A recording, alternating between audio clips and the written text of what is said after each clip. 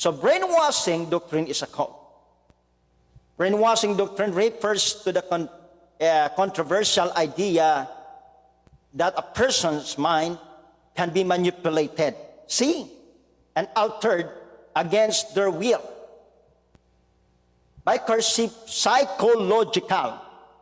So once ang tao po ma-deceive o kaya'y ma-brainwash, magkakaroon po talaga ng psychological problem sa kanya Hindi siya makakatulog. Ito po ang katotohanan. Psychological. Kaya yung mga tao na nagtuturo po na gusto nilang angkinin ang isang tao, ang mind ng isang tao, ay napakasimple na po. Ito yung utak ng tao ay kanila pong i-brainwash. Yon po ang psychological techniques ng isang nagtuturo, mapolitika man, mapareligious man, o kahit mapaparkada man, they are targeting not the heart, but the mind of a person just to win them. So yan po ang sabi po, the psychological techniques. Kita nyo, pag narinig po kayo sa mga politika, magagaling sila magsalita Yung pag ikaw na tao, pag pinakinggan mo yung mga politician, puro po yung marinig mo ay kasiraan po ng iba.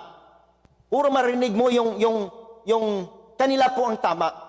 Hindi po sila pwede magsabi po on their negative side. Kundi ang sasabihin nila ay yung always positive side sa kanila. Di ba?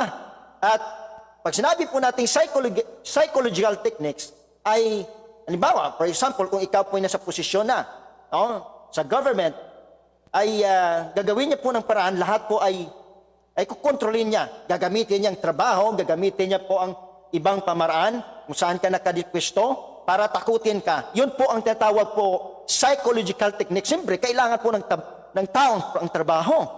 O di ba? So, yan po. Now,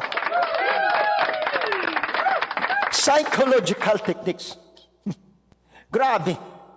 Yun ang mga, hindi yun